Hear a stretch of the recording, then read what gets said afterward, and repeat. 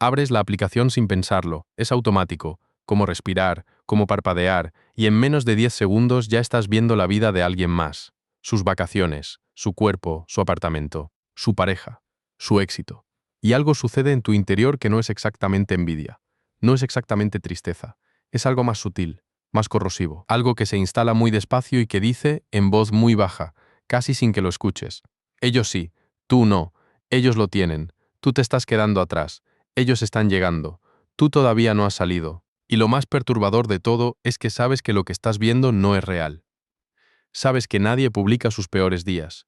Sabes que esa foto de la playa tardó 40 intentos. Sabes que detrás de ese logro que comparten hay deudas, miedos, dudas que no aparecen en el caption. Lo sabes. Y aún así, te comparas. Y aún así, duele. ¿Por qué? ¿Por qué seguimos haciendo algo que sabemos que nos hace daño? ¿Por qué la lógica no alcanza para detener ese impulso? ¿Por qué simplemente saber que las redes sociales son una ilusión no nos protege de su efecto? Esa pregunta tiene una respuesta. Y no está en los algoritmos, no está en el diseño adictivo de las plataformas, aunque eso también importa. Está en algo mucho más profundo.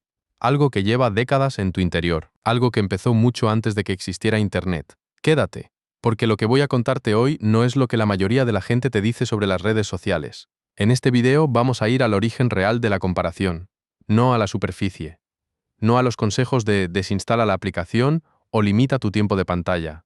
Esos son parches, y los parches no curan nada, solo cubren la herida sin tocarla.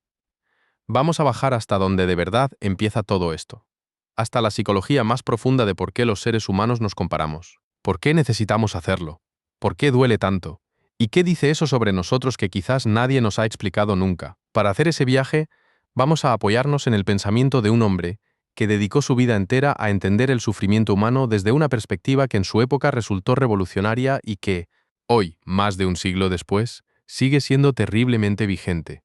Se llamaba Alfred Adler.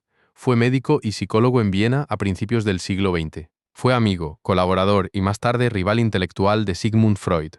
Y mientras Freud miraba el pasado, los traumas, la infancia, lo reprimido, Adler miraba algo completamente diferente. Miraba hacia adelante, hacia las metas, hacia los propósitos, hacia las ficciones que cada persona construye sobre sí misma y que, sin que lo sepa, dirigen cada una de sus decisiones. Adler desarrolló una psicología que hoy llamaríamos psicología individual, y que en el fondo es una psicología de la motivación profunda, de por qué hacemos lo que hacemos cuando creemos que somos libres de elegir, de por qué sufrimos de la manera en que sufrimos aunque tengamos todos los motivos del mundo para no hacerlo. Y su respuesta a esa pregunta es la misma que vas a encontrar en el centro de todo lo que hemos estado hablando.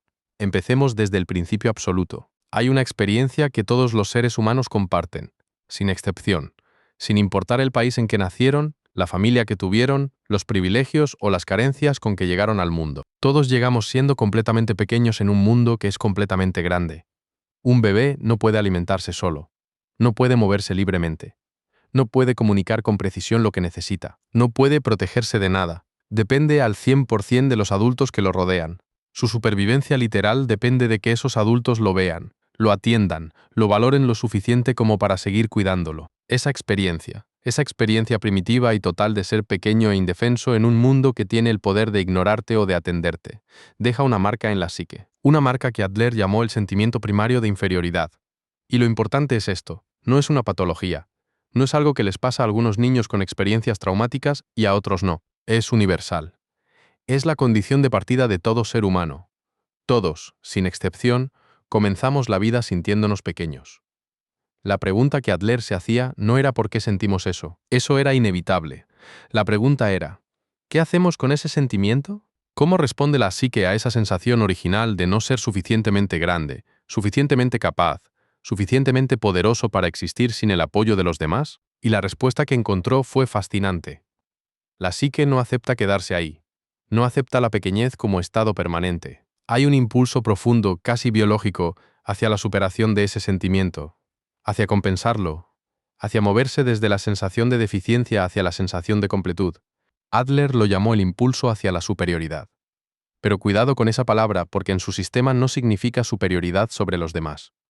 Significa movimiento desde abajo hacia arriba, desde lo incompleto hacia lo completo, desde la sensación de no ser suficiente hacia algo más. Ese impulso es lo que nos hace crecer, lo que nos hace aprender, mejorar, construir, crear. Es la energía que está detrás de todo logro humano, pero también es, cuando se desvía, la energía que está detrás de todo sufrimiento innecesario. Y para entender cómo se desvía, necesitamos entender qué pasa con ese sentimiento de inferioridad cuando empieza a crecer un niño. Los niños son máquinas de sacar conclusiones. No conclusiones elaboradas, reflexivas, matizadas. Conclusiones rápidas, absolutas, emocionales. Conclusiones que dicen, así es el mundo, así soy yo, esto es lo que puedo esperar. Esto es lo que tengo que hacer para sobrevivir en este entorno. Un niño que crece en una familia donde el afecto se da en función de los resultados. Buenas notas, buen comportamiento, logros visibles, saca una conclusión muy concreta. Para ser amado, tengo que merecerlo. Y para merecer amor, tengo que conseguir cosas. Un niño que crece con un hermano o una hermana especialmente brillante, deportista, sociable o simplemente preferido por alguna razón que el niño no puede comprender del todo, saca otra conclusión. Hay alguien aquí que es más que yo. Y si hay alguien que es más, yo soy el menos. Un niño que experimenta el rechazo de sus compañeros, que se queda sin pareja en los bailes, que nunca es el primero elegido para el equipo, que siente que no encaja en el grupo, saca una conclusión, que puede durar décadas. Hay algo en mí que no funciona. Hay algo que los demás tienen y que a mí me falta. Ninguno de esos niños está sacando conclusiones con mala intención. Están haciendo lo mejor que pueden con la información que tienen, pero la información que tienen es limitada, está cargada emocionalmente y es interpretada por una mente que todavía no tiene la capacidad de relativizar, de contextualizar, de ver el panorama más amplio. Adler llamaba a estas conclusiones tempranas el estilo de vida, la narrativa central que cada persona construye sobre sí misma y sobre el mundo. Y lo que hace que esto sea tan importante es lo siguiente.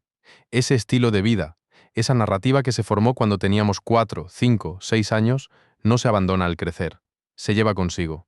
Se convierte en la lente a través de la cual interpretamos todo lo que viene después. La persona que de niño aprendió que el amor es condicional seguirá, de adulta, trabajando compulsivamente para merecerlo.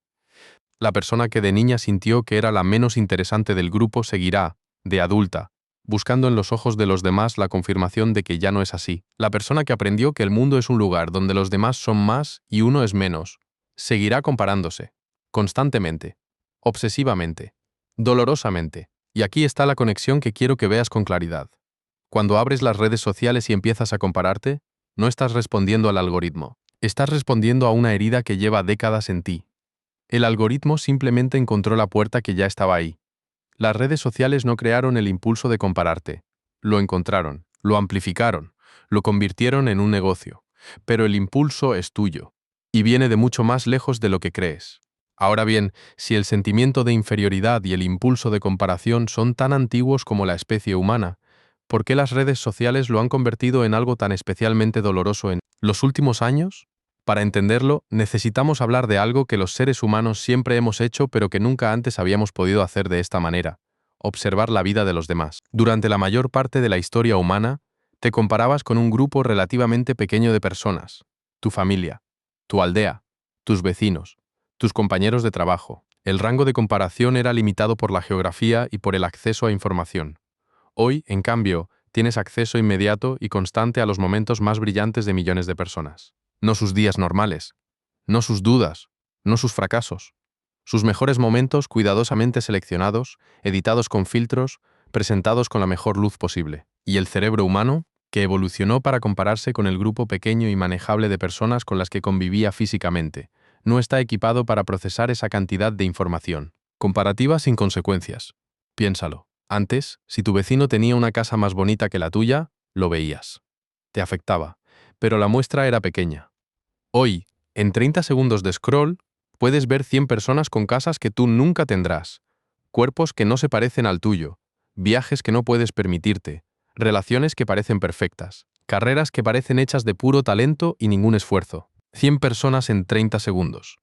Y cada una activa la misma respuesta psicológica que activaba el vecino con la casa más bonita, solo que multiplicada por 100. En 30 segundos. El resultado es una saturación comparativa que el cerebro no puede gestionar de forma saludable. Y lo que no puede gestionarse de forma saludable produce sufrimiento.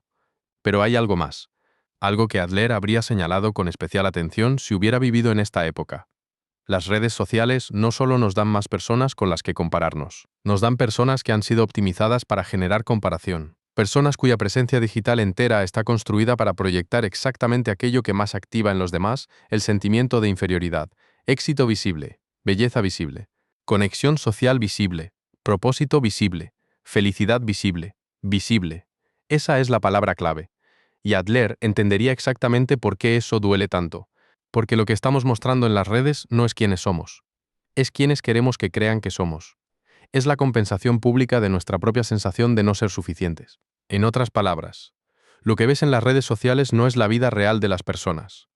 Es su estrategia de compensación. Es la forma que han encontrado de decirle al mundo y de decirse a sí mismas que sí son suficientes, que sí tienen valor, que sí merecen estar aquí. Y la cruelísima ironía es que cuando miras eso y te comparas, estás midiendo tu vida real contra la compensación de otra persona. Estás comparando tu interior contra la performance del interior de otro. No es una comparación justa. Nunca lo fue. Nunca lo será. Necesito preguntarte algo. Y necesito que lo consideres de verdad antes de seguir. Cuando te comparas, ¿qué estás buscando? A primera vista la respuesta parece obvia. Estás buscando información. Estás viendo cómo están los demás. ¿Cómo te sitúas? ¿Qué está pasando en el mundo? Pero si bajas un poco más, si te detienes en esa sensación que viene justo después de compararte, esa sensación que puede ser de alivio cuando crees que estás por delante o de angustia cuando crees que te has quedado atrás. ¿Qué es eso? Adler tenía una respuesta muy clara. Lo que buscamos cuando nos comparamos, en el fondo, no es información.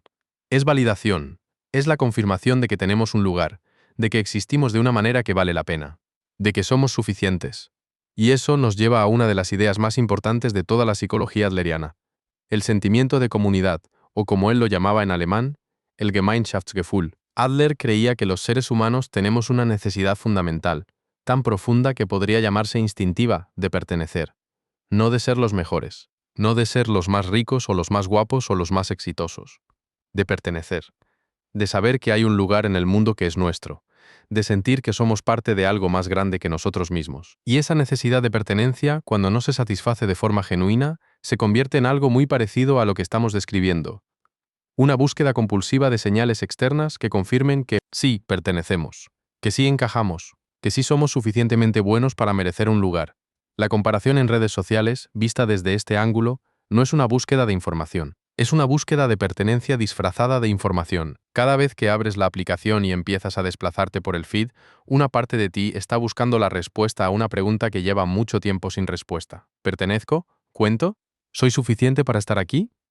Y la tragedia, la auténtica tragedia que Adler habría señalado con toda su claridad, es que las redes sociales nunca pueden responder a esa pregunta. No porque no quieran, sino porque la pregunta no puede responderse desde afuera.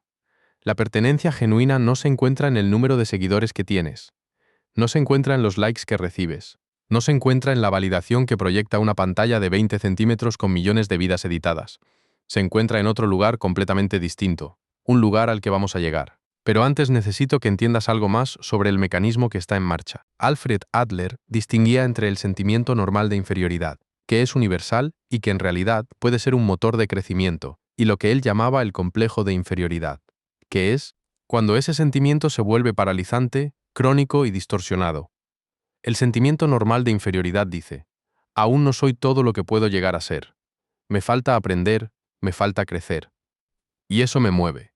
El complejo de inferioridad dice algo completamente diferente. Dice: nunca seré suficiente. No importa lo que haga. No importa lo que logre. Siempre habrá alguien mejor. Siempre estaré en desventaja. Siempre seré el menos. ¿Ves la diferencia? Uno es temporal y orientado al crecimiento. El otro es permanente y orientado a la desesperanza. Y las redes sociales, en su diseño actual, están perfectamente calibradas para transformar el primero en el segundo. ¿Cómo? A través de un mecanismo muy simple y muy devastador. La comparación asimétrica infinita. Cuando te comparas con alguien en la vida real, hay un límite natural. Esa persona tiene sus propios problemas que son visibles. Tiene días malos que tú presencias. Tiene momentos de duda que se cuelan en la conversación. La comparación está equilibrada por la realidad completa de esa persona.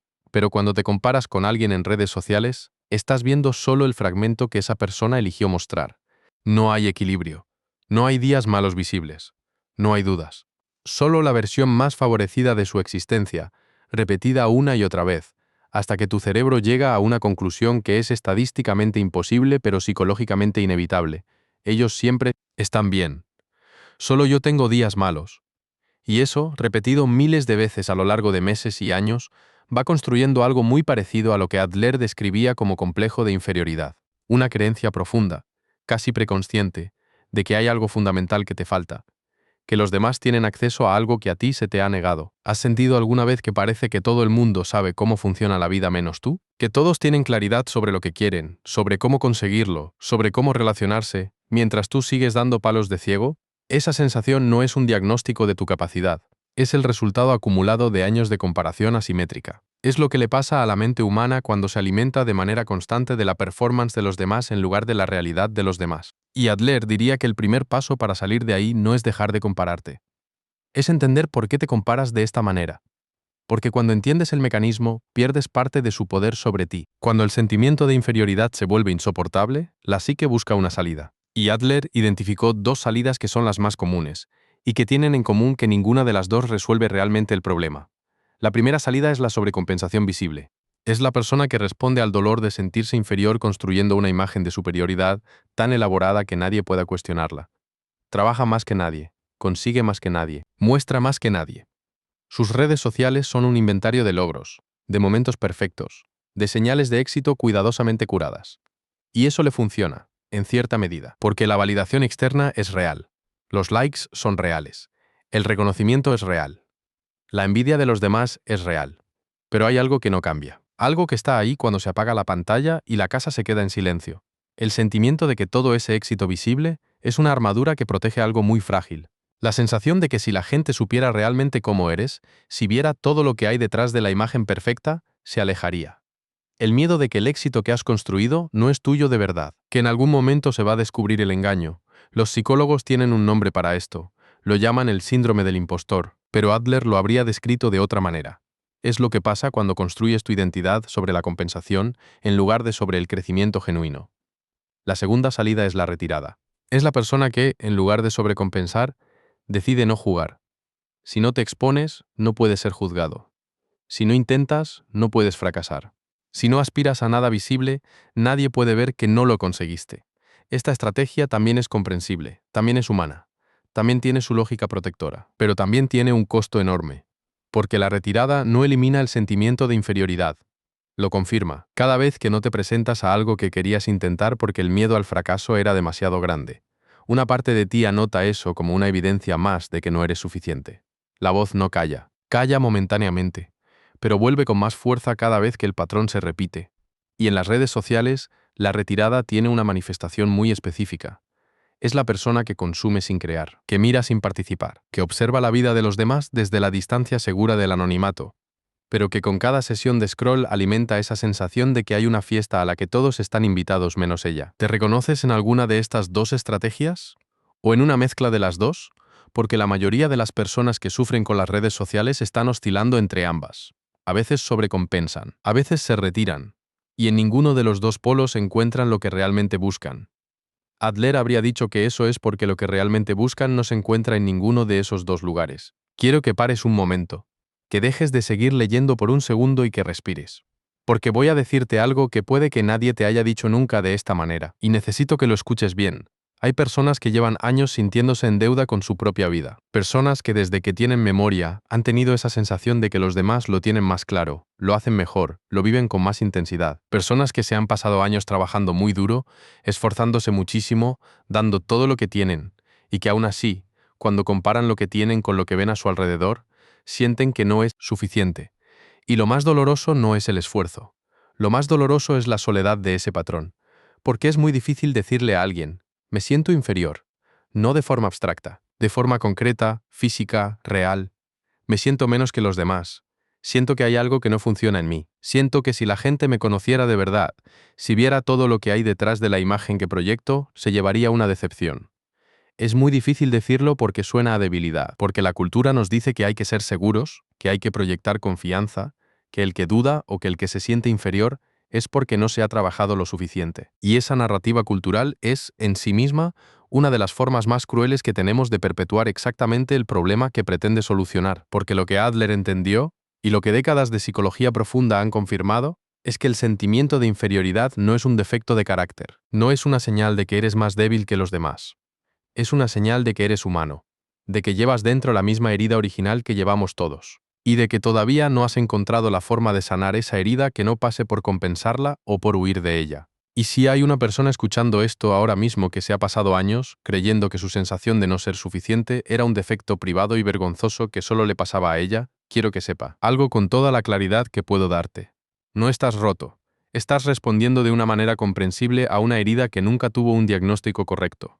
Y el hecho de que hayas llegado hasta aquí, de que estés haciendo estas preguntas, de que estés dispuesto a mirar este mecanismo con honestidad, ya es el primer paso hacia algo diferente. Adler hablaba de algo que llamaba la ficción guía, la idea de que cada persona tiene una imagen mental de lo que significa ser suficientemente bueno, una imagen que funciona como una meta final, como una estrella polar que orienta todas sus decisiones, aunque muchas veces ni siquiera sea consciente de que esa imagen existe. Para algunas personas, la ficción guía dice: seré suficientemente bueno cuando tenga un trabajo que los demás consideren importante. Para otras dice: seré suficientemente buena cuando tenga una relación que los demás consideren envidiable. Para otras dice: seré suficiente cuando mi cuerpo se parezca al que se supone que debería tener. ¿Ves el patrón?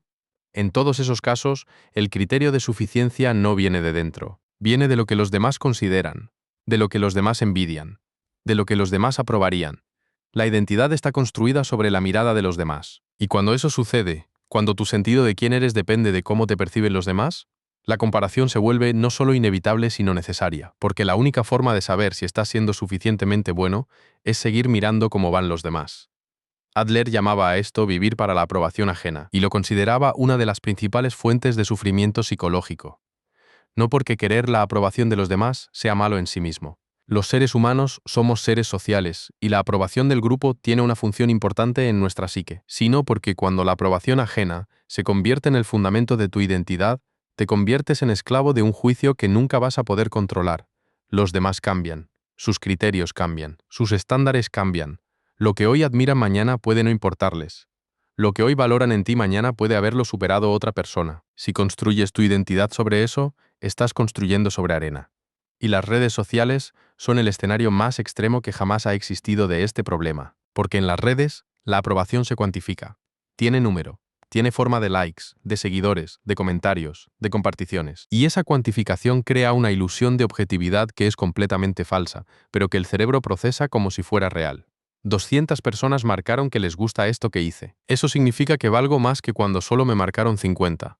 Nadie lo piensa así de explícitamente, pero muchos lo sienten exactamente así de visceralmente. Y Adler diría: mientras tu valor dependa de ese número, nunca estarás en paz, porque ese número siempre puede ser más alto, y siempre habrá alguien que tenga más. Entonces, si la comparación no funciona, si la sobrecompensación no funciona, si la retirada no funciona, ¿qué funciona? Adler tenía una respuesta. Y es una respuesta que en su época requirió mucho coraje para formular, porque iba en contra de casi todo lo que la cultura de principios del siglo XX consideraba importante. La respuesta es el propósito. Pero no el propósito en el sentido grandioso y un poco vacío con que se usa esa palabra hoy. No tu misión en la vida, no tu pasión, no tu vocación especial y única. El propósito en el sentido adleriano es mucho más concreto y mucho más accesible. Es simplemente esto: ¿qué estás contribuyendo? ¿A qué causa? ¿A qué persona? ¿A qué comunidad? ¿A qué trabajo estás aportando algo genuino? Adler estaba convencido de que la medida más fiable de salud psicológica no era la ausencia de síntomas, no era la felicidad constante, no era el éxito visible, era el grado en que una persona estaba orientada hacia algo más grande que su propio ego. Y lo que vio una y otra vez en su clínica en Viena, en sus décadas de trabajo con personas que sufrían de ansiedad, de depresión, de sentimientos de inferioridad paralizantes, es que en casi todos los casos había algo en común. La persona estaba centrada en sí misma, en cómo la percibían los demás, en qué decía de ella lo que tenía o lo que no tenía, en cómo salía comparada. Y cuando esa orientación cambiaba, cuando por alguna razón la persona empezaba a dirigir su atención hacia afuera, hacia los demás, hacia una contribución genuina, hacia algo que importaba más allá de la imagen que proyectaba, el sentimiento de inferioridad no desaparecía, pero perdía su carácter central. Dejaba de ser el protagonista. ¿Por qué? Porque el sentimiento de inferioridad se alimenta de la pregunta: ¿cómo estoy yo en comparación con los demás? Y esa pregunta solo puede hacerse cuando tu atención está puesta en ti mismo. Cuando te conviertes en el observador y en el observado al mismo tiempo. Cuando tu atención está genuinamente puesta en algo externo a ti, esa pregunta pierde relevancia. No porque hayas resuelto nada, sino porque estás demasiado ocupado contribuyendo para estar juzgándote. Piensa en los momentos de tu vida en que te has sentido más vivo. Los momentos en que el tiempo pasaba sin que lo notaras. Los momentos en que salías de ti mismo y te metías completamente en algo. En una conversación que de verdad importaba. En un proyecto que de verdad te apasionaba. En un momento de cuidado genuino hacia alguien que lo necesitaba. ¿Estabas comparándote en esos momentos? Probablemente no, porque la comparación requiere un yo que observa y un ellos que sirven de referencia. Y en esos momentos de flujo genuino, el yo se disuelve un poco, no desaparece, pero deja de ser el centro de atención. Eso es lo que Adler quería decir con el sentimiento de comunidad.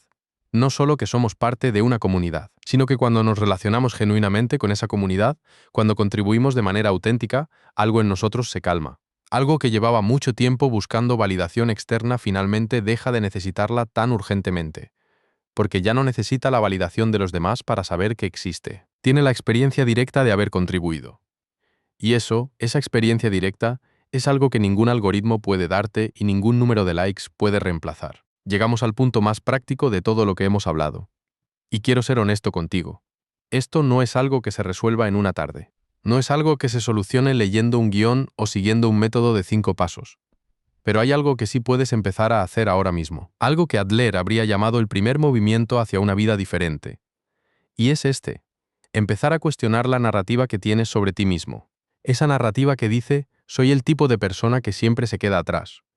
O que soy el tipo de persona que no es suficientemente interesante. O que soy el tipo de persona que no merece lo que tienen los demás. Esa narrativa no es la verdad.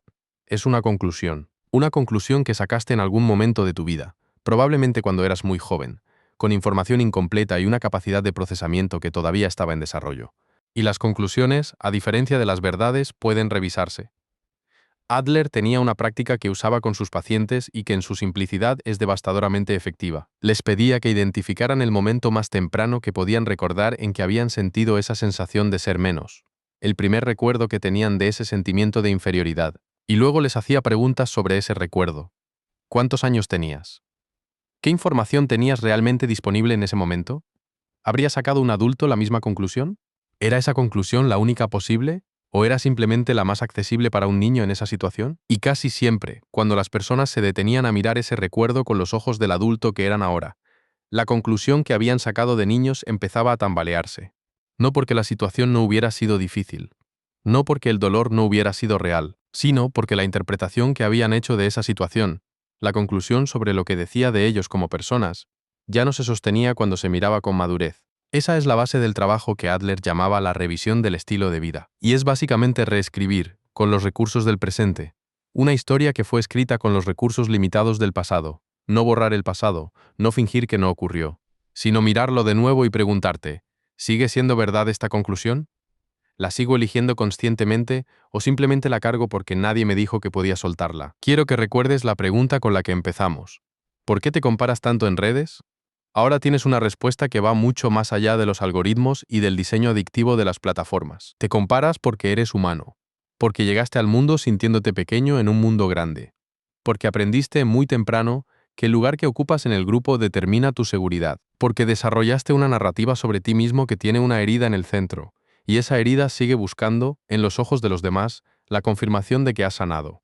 Te comparas porque las redes sociales fueron diseñadas para encontrar exactamente esa puerta y abrirla miles de veces al día, pero también porque todavía no has encontrado o todavía no te has permitido encontrar la fuente alternativa de certeza, la que no depende de cómo salgas comparado, la que no fluctúa con cada post que ves y cada historia que consume, la que viene de adentro, de contribuir, de conectar genuinamente, de tener una dirección que es tuya y no de nadie más.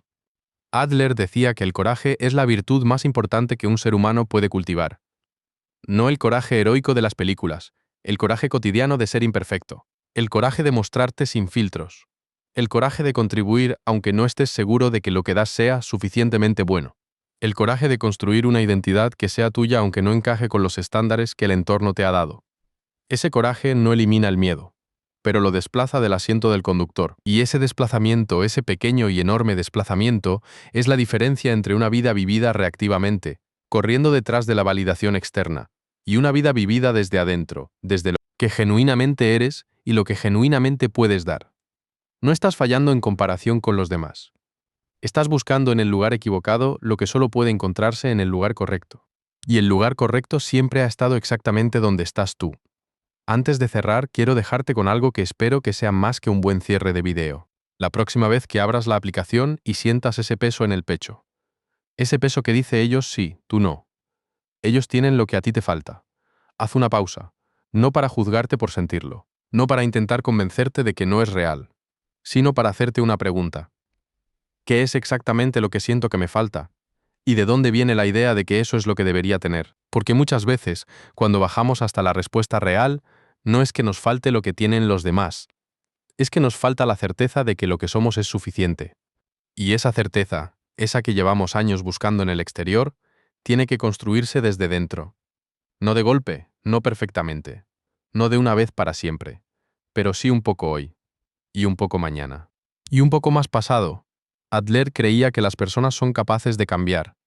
No que el cambio es fácil, no que ocurre sin esfuerzo, sino que ocurre.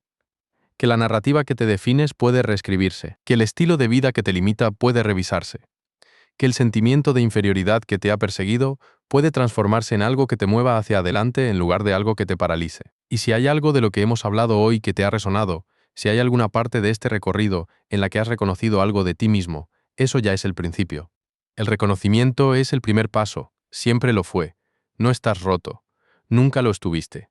Estabas buscando con las herramientas equivocadas lo que solo puede encontrarse con las herramientas correctas.